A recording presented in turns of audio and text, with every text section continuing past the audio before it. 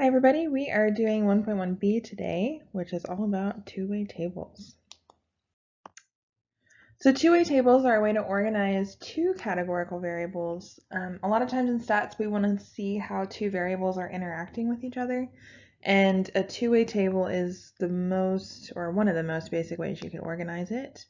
There's a row variable and a column variable, and a lot of times you'll see these totals that are really helpful.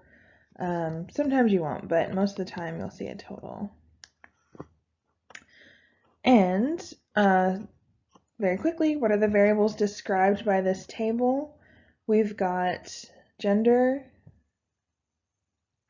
and we've got opinion. How they feel about their chances of getting rich.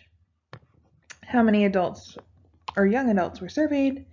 Glance at the total, 4,826. Obviously, if these columns weren't there, you could total them up pretty quickly. So marginal distributions, marginal as in margins. So these deal with one of the categorical variables, and the reason they call it marginal distribution is you're often looking at the totals or the margins of the table. All right, and remember, percents are often more important or informative than counts, especially when you're comparing two different sized groups. All right, so what does all this mean? Let's look back at the table I showed you before. Examine the marginal distribution of getting rich. So I could take the totals, right? And in a sense, I'm not paying any attention to the other variable. I'm just looking at the distribution of the variable of opinion. So to calculate the percent of almost no chance, 194 out of 4,826. And then some chance would be 712 out of 4,826. I don't know why I put 25 up there. All right, so I'm going to pause the video and write all this out really quick. You guys can do the same or just wait for me and keep watching. All right, so there you see the percentages. We could graph this using a bar graph like we saw in the last time. Again, notice easy points here. We've labeled our axes. I've got labels for the x-axis, and I've got my y-axis scaled and labeled well. Conditional distributions will look at the distribution of a variable given another variable. So it's kind of a way of looking at both at the same time. So you want to specify which variable it is that you're interested in, and then within that one, look at the distribution of the other variable. A lot of times you'll see a side-by-side bar graph or a segmented bar graph. All right, so let's look at a simple example of this. So I could look at the year of a high school student and how many school nights out of the week they spent studying. So just as a table, this is a little bit difficult to sort of take in all at once. So what I'm going to do is transform this into a segmented bar graph. So here we've got a segmented bar graph of the data. I've graphed the variable or the distribution of the variable number of nights spent studying per week over the year of the student. You'll notice that segmented bar graphs always add up to 100%. They're very similar to pie charts because they show how much each category represents out of the whole. I'll focus on seniors. So I can tell by my handy little key, again, this is an easy point. Don't forget to put a key if you make one of these. This is about 7%. I can tell by looking at the scale, or you could go back to the previous slide and look at the data and calculate the percentage. This bar, this section, 2 nights per week, represents about 36%. And I can tell this not by where the bar falls, because the bar is falling, you know, somewhere around 46%, but I am able to see it's 36% because it's 36% over the previous 7%. Similarly, I can tell this is 18%, 24, and 9 by looking back at the data itself and calculating. Segmented bar graphs are really good for like a quick visual reference. For example, I can tell that this green bar is way bigger than this green bar. And if the percentages aren't already there, then it would be a good idea to go back and calculate it from the data itself. But just in terms of visual impact, a segmented bar graph is a great way to quickly tell you, what category is much larger than what. For example, sophomores spend 4 nights per week studying, which is way more than either other grade. You're going to be asked to compare distributions a lot, and when you hear that, I want you to think of specific strategies.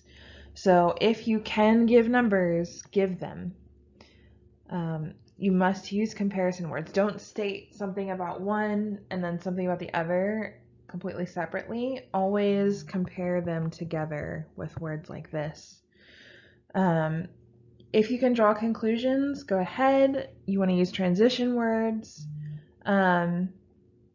So, this variable is bigger here, whereas, this category is larger here. At least 2 points, 3 even better, but at least 2 is fine.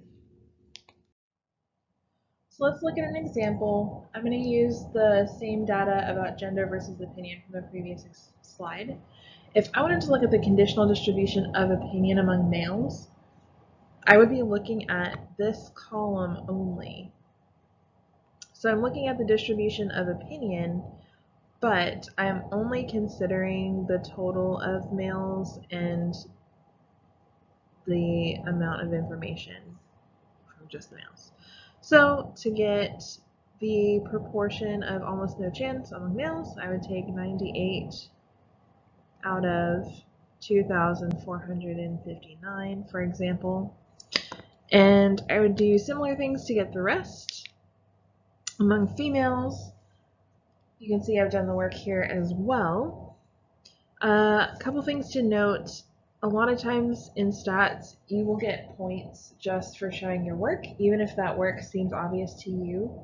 You don't want to leave it out. So notice that I've shown how I calculated these percentages.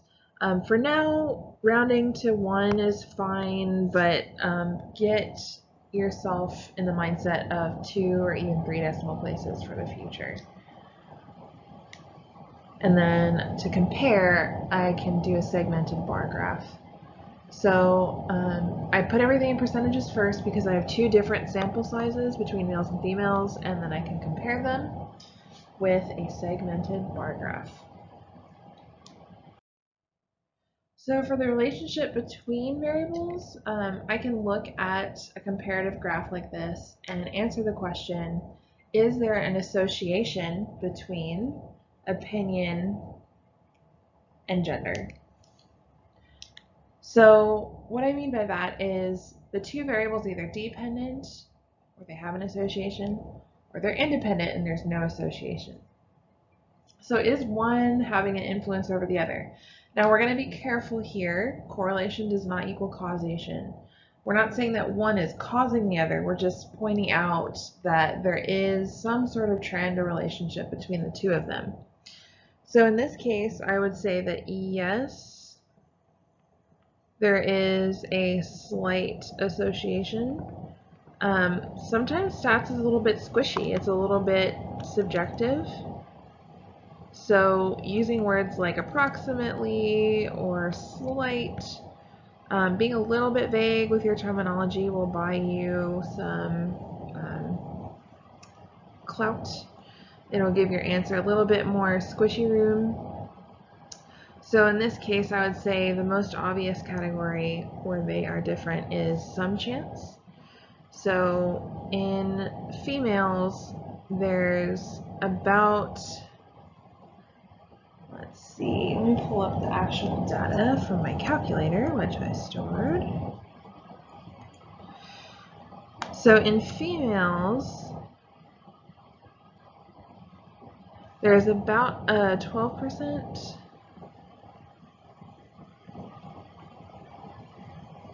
About 12% feel some chance.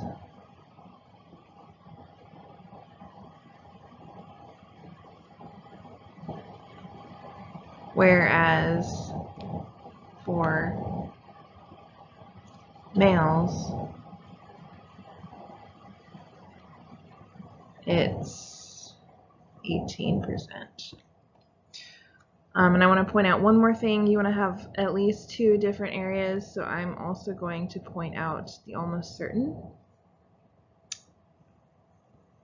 In almost certain, there's about a 4% difference. With males being greater. Or I should say with males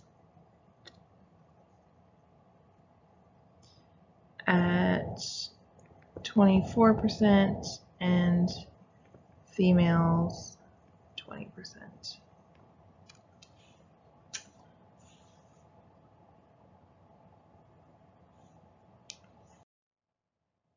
All right, your turn. The answers are on the next slide, but before you look ahead, I want you to try this question on your own. Have fun with it.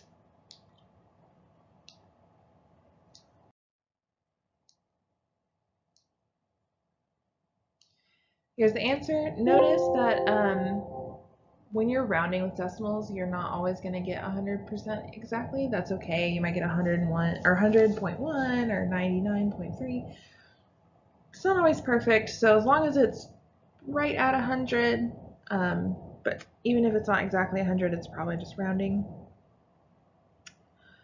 Here I used a side-by-side bar graph instead of a segmented bar graph. You may have used a segmented bar graph, that's fine. So yeah, homework, there you go, and the answers to the evens, and I'll see you guys next time.